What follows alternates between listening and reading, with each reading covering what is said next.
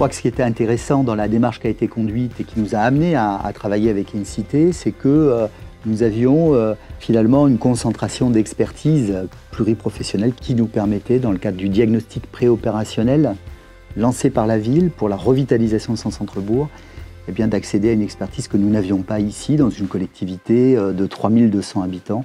Alors à Castillon, on a lancé un vaste projet de revitalisation qui s'appelle Castillon 2032, sur lequel on s'interroge sur le fonctionnement de la ville, le cadre de vie et comment on vit dans Castillon-la-Bataille, comment on se déplace, tous ces éléments-là.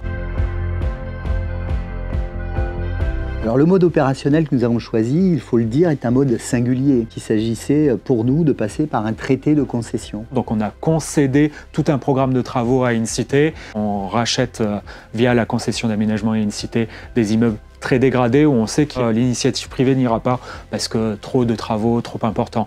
Donc on rachète avec InCité ces immeubles pour faire des travaux et petite particularité de cette concession, on va jusqu'à la livraison du produit fini.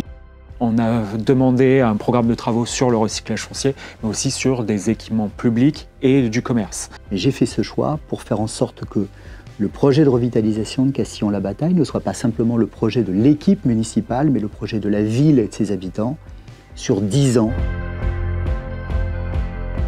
La valeur ajoutée d'InCité, c'est d'abord la capacité que nous offre InCité à travailler sur des sujets qui sont extrêmement complexes, extrêmement techniques, avec une vision qui soit une vision la plus pluridisciplinaire. Nous, on n'est pas architecte, on n'est pas ingénieur du bâtiment, donc là on a des chargés d'opération et toute une batterie de chargés d'opération, ce qui nous aide énormément. On a aussi de l'ingénierie financière, parce que InCité a un agent qui est pas mal mobilisé sur les demandes de subventions, ce qui nous enlève aussi la charge de travail à ce niveau-là.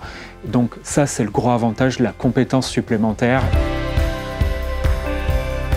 Le coup de cœur avec InCité est un projet qui n'était pas intégré initialement dans le traité de concession. C'est en cheminant ensemble qu'aussi on peut détecter de nouveaux projets. Et ce projet, c'est un projet emblématique pour la ville, c'est le projet d'établissement d'une maison pluridisciplinaire de santé. Nous avons, à travers le traité de concession, exprimé ces besoins et nous avons adapté les outils juridiques par voie d'avenant pour pouvoir conduire ce projet ensemble. Et donc, cet équipement trouvera sa place dans cette vision globale que j'évoquais.